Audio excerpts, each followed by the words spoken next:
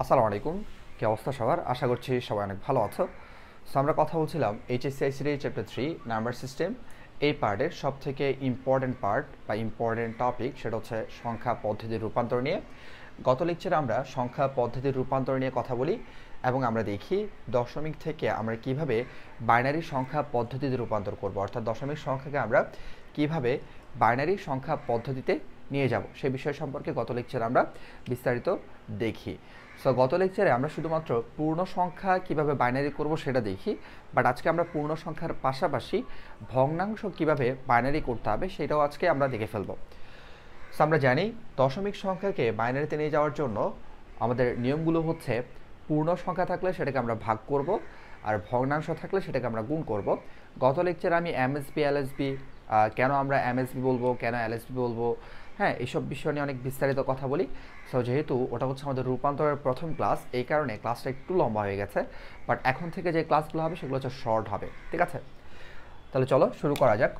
So দেখো, আমরা একটা সংখ্যা নিলাম, ধর আমি এখানে নিলাম হচ্ছে 35, হ্যাঁ 35.25। এই দশমিক সংখ্যাটাকে আমাদেরকে বলা হলো বাইনারিতে নিয়ে যাও বা দুই ভিত্তিক সংখ্যা পদ্ধতিতে প্রকাশ করো, দুই ভিত্তিক সংখ্যা পদ্ধতিতে প্রকাশ করো বা বাইনারিতে নিয়ে যাও। এই যে বেস আছে এখানে, ফাইন, বেস দেখলেই কিন্তু সংখ্যা, এই সংখ্যাটা কি সেটা চেনা যায়। অলরাইট, তাহলে খেয়াল করবে, এখন আমরা এখানে দেখতে পাচ্ছি পূর্ণ সংখ্যা হচ্ছে 35 আর 0.25 হচ্ছে ভগ্নাংশ। 0.25 পয়েন্ট সহ যেটা থাকবে সেটা হচ্ছে কি ভগ্নাংশ। তাহলে আমরা কিভাবে সেটাকে হচ্ছে বাইনারি সংখ্যা পদ্ধতিতে রূপান্তর করব? ইতিমধ্যে তোমরা জানো এটা হচ্ছে পূর্ণ সংখ্যা, আমরা কি করব, পূর্ণ সংখ্যাকে বেস দিয়ে ভাগ করব, আর ভগ্নাংশ থাকলে সেটাকে আমরা গুণ করব, যেটা গত লেকচার আমরা দেখিনি বাট আজকে আমরা দেখব। তাহলে খেয়াল করবে, তাহলে আমরা 35, এটা হচ্ছে পূর্ণ সংখ্যা, এটাকে আমরা কি করব, ভাগ করব। হ্যাঁ, ভাগ করার নিয়মটা হচ্ছে এভাবে, মানে লসাগুর মতো করে আমরা ভাগ করি, বাট লসাগু তো না, বাট লসাগুর মতো করে ভাগ করি আর কি, ঠিক আছে? সিস্টেমটা এভাবে করেই করতে হবে তোমাদের। এরপর 0.25 সেটাকে আমরা কি করব, গুণ করব। 0.25কে আমরা কি করব, গুণ করব। অলরাইট, তাহলে খেয়াল করবে, তাহলে প্রথমে আমরা এটার কাজটা করে ফেলি। প্রথমে আমরা পূর্ণ সংখ্যার কাজটা করে ফেলি। 35কে 2 দিয়ে ভাগ করলে, ক্যালকুলেটর ইউজ করে করলে কত আসবে? আসবে হচ্ছে মেবি 17.5 আসবে। 35কে যদি আমরা 2 দিয়ে ভাগ করি তাহলে ক্যালকুলেটর ইউজ করলে আমাদের কত আসবে? 17.5 আসবে। অবশ্যই তোমরা ক্যালকুলেটর ইউজ করে করবে, কারণ এমনিতে করতে গেলে অনেক সময় সাপেক্ষ ব্যাপার, তোমাদের টাইম কিল হবে, কোনো দরকার নেই, তোমরা ক্যালকুলেটর ইউজ করে নর্মালি তোমরা ভাগ করবে, ঠিক আছে? তাহলে পয়েন্টের আগেরটা হচ্ছে পূর্ণ সংখ্যা, তাহলে এটা হচ্ছে আমরা কী করব, পয়েন্টের আগেরটা পূর্ণ সংখ্যা যেটা হচ্ছে ভাগফল, এটা আমরা কী করব, ভাগফলের জায়গায় বসিয়ে দিব, এরপর একটা হাইপেন দিব, এরপরে পয়েন্ট সহ যেটা আছে তাহলে 0.5 বা পয়েন্টের পরে যেটা থাকবে সেটাকে আমরা বেস দ্বারা গুণ করে দিব। তাহলে 0.5কে যদি আমরা বেস দ্বারা গুণ করি, ক্যালকুলেটর ইউজ করে গুণ করো, 0.5কে তুমি যদি বেস দ্বারা গুণ করো তাহলে কত আসবে?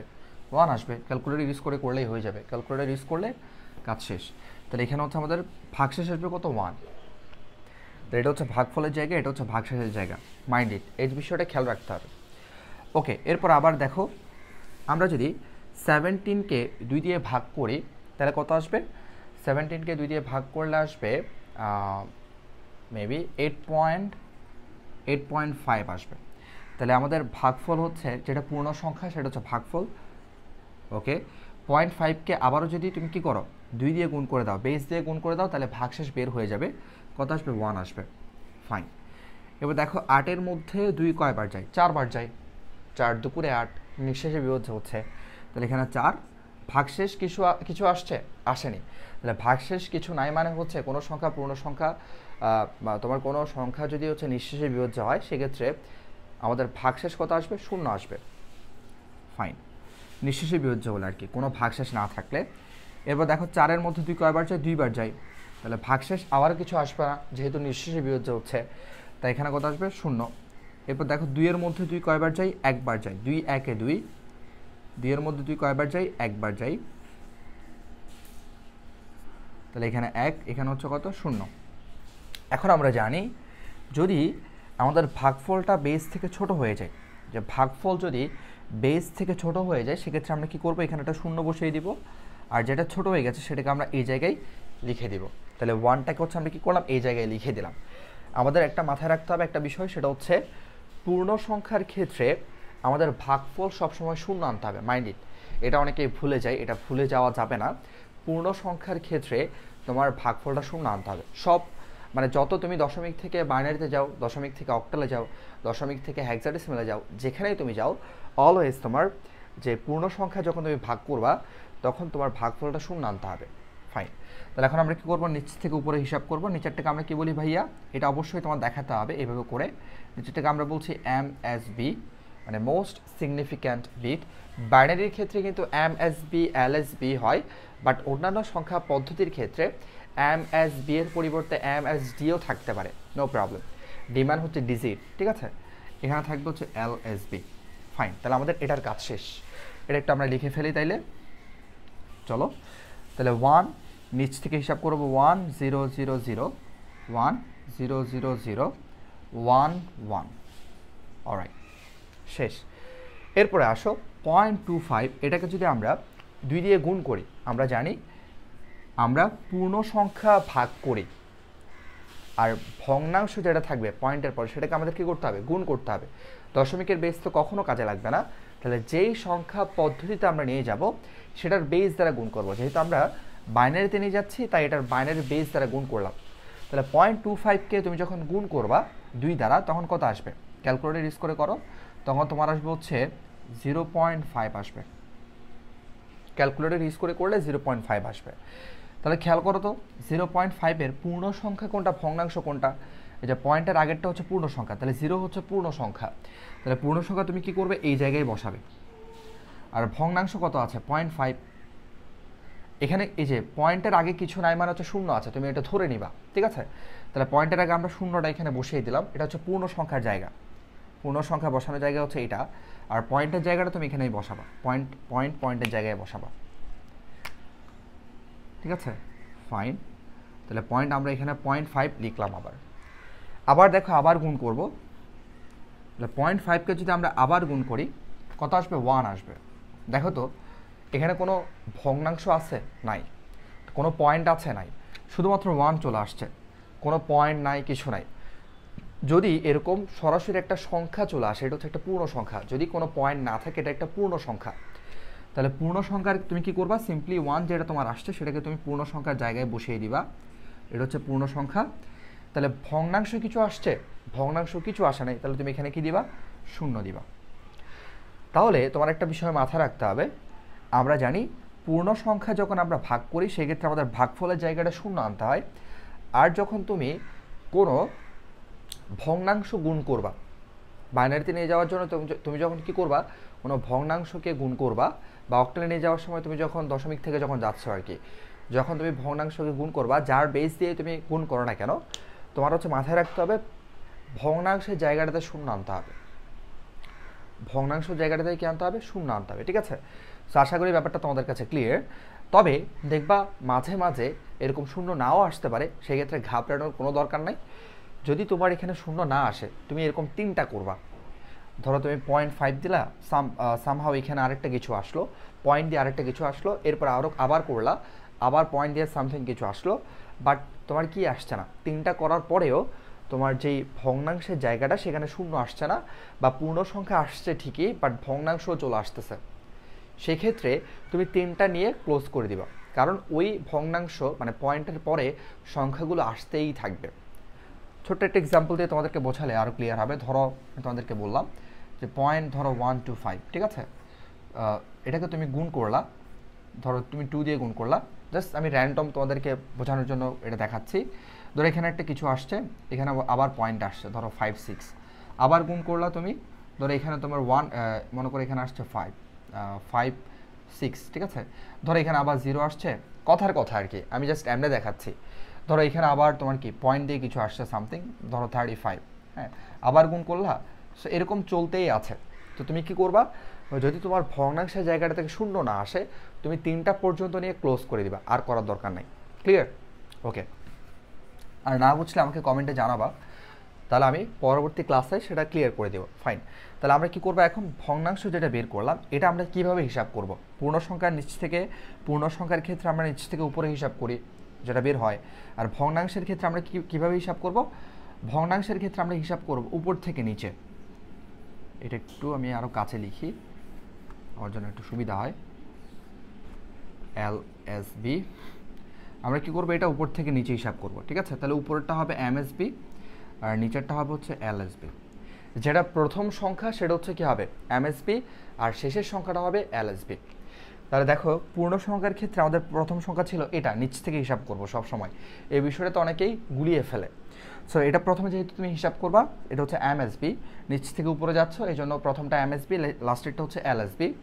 ভগ্নাংশের ক্ষেত্রে তোমার উপর থেকে নিচে হিসাব করতে হবে, মাইন্ড ইট, উপর থেকে নিচে, তাই হচ্ছে উপরেরটা মানে প্রথমটা হচ্ছে MSB, শেষেরটা LSB। তাহলে আমাদের এখানে মান কত আসছে, এখানে মান আসছে হচ্ছে পয়েন্ট, এই যে পয়েন্ট, এটা পূর্ণ সংখ্যার বাইনারি মান, আর 0.25 বাইনারি মান আসছে হচ্ছে 01, এই যে উপর থেকে নিচে, উপর থেকে নিচে, ঠিক আছে, যে 0 এটা হচ্ছে 1। ক্লিয়ার? অলরাইট, আশা করি তোমাদের কাছে এটা ক্লিয়ার। আবার আসো আরেকটা দেখি, আমরা আরেকটা দেখে শেষ করে দিব। আজকে হচ্ছে আমাদের দশমিক থেকে বাইনারিতে নিয়ে যাওয়ার যে কনসেপ্ট সেটা শেষ। এটা ভালো করে বুঝলে তোমরা দশমিক থেকে অক্টাল, দশমিক থেকে হেক্সাডেসিমাল খুবই সিম্পল। জাস্ট এখানে বাইনারির বেস 2 হচ্ছে, ওখানে অক্টালের বেস 8 হবে, আর হেক্সাডেসিমালের বেস হচ্ছে 16 হবে। খুবই সিম্পল। ওকে ফাইন, আরেকটা দেখি ছোটো করে, দেন আমরা ক্লোজ করে দিব। ধরো আমরা নিলাম হচ্ছে 60, ঠিক আছে, 60 পয়েন্ট হচ্ছে ধরো এখানে আমি নিলাম হচ্ছে 0.50, হ্যাঁ। এটাকে আমাদেরকে বলা হলো, এটা দশমিক সংখ্যা, বেস 10 দেওয়া আছে, বলা হলো এটাকে বাইনারিতে নিয়ে যাও অথবা দুই ভিত্তিক সংখ্যা পদ্ধতিতে রূপান্তর করো। তাহলে আমরা কি করব, 60 পূর্ণ সংখ্যাটাকে হচ্ছে ভাগ করব বাইনারি বেস দিয়ে। তাহলে 2 দিয়ে যদি আমরা 60কে ভাগ করি, আমাদের ভাগফল আসবে হচ্ছে 30, ভাগশেষ আসবে 0। আবার যদি এটাকে ভাগ করি আমরা, তাহলে এখানে হচ্ছে আমাদের ভাগফল আসবে 15, ভাগশেষ আসবে 0। আবার যদি এটাকে আমরা ভাগ করি তাহলে আমাদের কত আসবে, 15কে ভাগ দিলে আসবে 7.5। তাহলে 7 পূর্ণ সংখ্যাটা হচ্ছে ভাগফল, ওকে। এরপর 0.5কে যদি আমরা, মানে এখানে পয়েন্টের পরে যেটা আসবে সেটাকে যদি আমরা বেস দিয়ে গুণ করে দিই তাহলে আসবে হচ্ছে 1। 0.5কে 2 দিয়ে গুণ করলে 1 আসবে, ফাইন।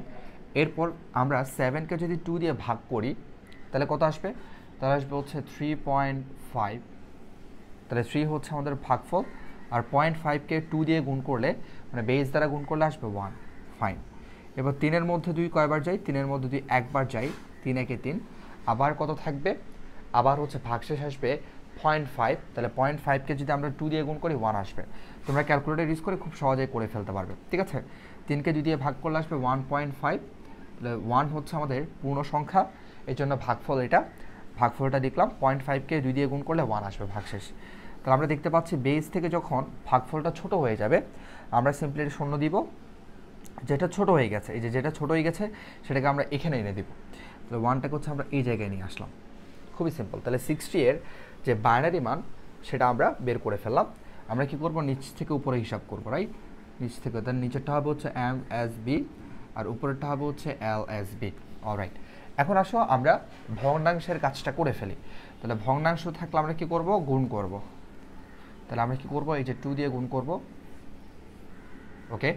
তাহলে 0.50 এটাকে যদি আমরা 2 দিয়ে গুণ করি আমাদের সরাসরি কত চলে আসবে ভাইয়া, 1 চলে আসবে। 0.50কে 2 দিয়ে গুণ করলে সরাসরি 1 চলে আসবে। তাহলে 1 হচ্ছে একটা পূর্ণ সংখ্যা, রাইট, ওকে, নো প্রবলেম, আসলো পূর্ণ সংখ্যা 1। এখন দেখো কোনো ভগ্নাংশ আসছে, পয়েন্টের পরে কি কিছু আসছে, আসা নাই। তাহলে পয়েন্টের পরে যদি কিছু না থাকে সেক্ষেত্রে এখানে কি থাকবে ভাইয়া, এখানে থাকবে হচ্ছে 0। তাহলে আমাদের পূর্ণ সংখ্যার ক্ষেত্রে ভাগফল 0 আনতে হয় অলওয়েজ, এটা মাস্ট, এটা অবশ্যই আনতে হবে। আর ভগ্নাংশের ক্ষেত্রে ভগ্নাংশের জায়গাটা থেকে 0 আনতে হয়। ভগ্নাংশের জায়গাতে 0 আনতে গিয়ে যদি আমরা দেখি যে 2টা করলাম, 3টা করলাম, বাট 0 আসছে না, ভগ্নাংশ বারবার চলে আসছে, সো তুমি 3টা পর্যন্ত নিয়ে এটা ক্লোজ করে দিবা, এরপর আর করার কোনো দরকার নাই, কারণ এটা তুমি যতই করবা এরকম সংখ্যা আসতেই থাকবে, মাইন্ড ইট, ঠিক আছে। সো এই হচ্ছে ব্যাপার। সো আমরা পূর্ণ সংখ্যা কীভাবে হিসাব করব, উপর থেকে নিচে হিসাব, পূর্ণ সংখ্যা হচ্ছে নিচ থেকে উপরে হিসাব করি, আর ভগ্নাংশ আমরা উপর থেকে নিচে হিসাব করব। এই বিষয়টা একটু মাথায় রাখবা, ভগ্নাংশ আমরা উপর থেকে নিচে হিসাব করব, আর পূর্ণ সংখ্যা আমরা নিচ থেকে উপরে হিসাব করব, মাইন্ড ইট, ঠিক আছে। তাহলে আমাদের এখানে শুধু কি আসবে, 1 আসবে। তাহলে আমরা এখন মানগুলো লিখে ফেলি, চলো। তাহলে আমাদের এখানে কত আসছে 60 এর মান 1111 চারটা 1, এরপর 00 পয়েন্ট, এখানে কত আসছে 0.50 এর মান আসছে হচ্ছে কত 1। পূর্ণ সংখ্যা নিচ থেকে উপরে নিবা আর ভগ্নাংশ উপর থেকে নিচে নিবা, ঠিক আছে? সো আশা করি ব্যাপারগুলো তোমাদের কাছে ক্লিয়ার। আর কোনো বিষয় যদি তোমাদের কোনো বিষয়ে ডাউট থাকে, কোনো কনফিউশন থাকে, অবশ্যই আমাকে তোমরা কমেন্টে জানাবা, আমি পরবর্তী ক্লাসে সেই বিষয়টা ক্লিয়ার করে দেওয়ার চেষ্টা করব। আর যাদের হচ্ছে ক্লাসগুলো ভালো লাগবে, তোমরা ক্লাসগুলো তোমাদের ফ্রেন্ডদের সাথে শেয়ার করবা, যারা তোমাদের ব্যাচমেট আছে তাদের সাথে তোমরা ক্লাসগুলো শেয়ার করবা এবং চ্যানেলটা সাবস্ক্রাইব করে রাখবা পরবর্তী ক্লাসগুলো পাওয়ার জন্য। সো দেখা হবে পরবর্তী লেকচারে। আল্লাহ হাফেজ, আসসালামু আলাইকুম।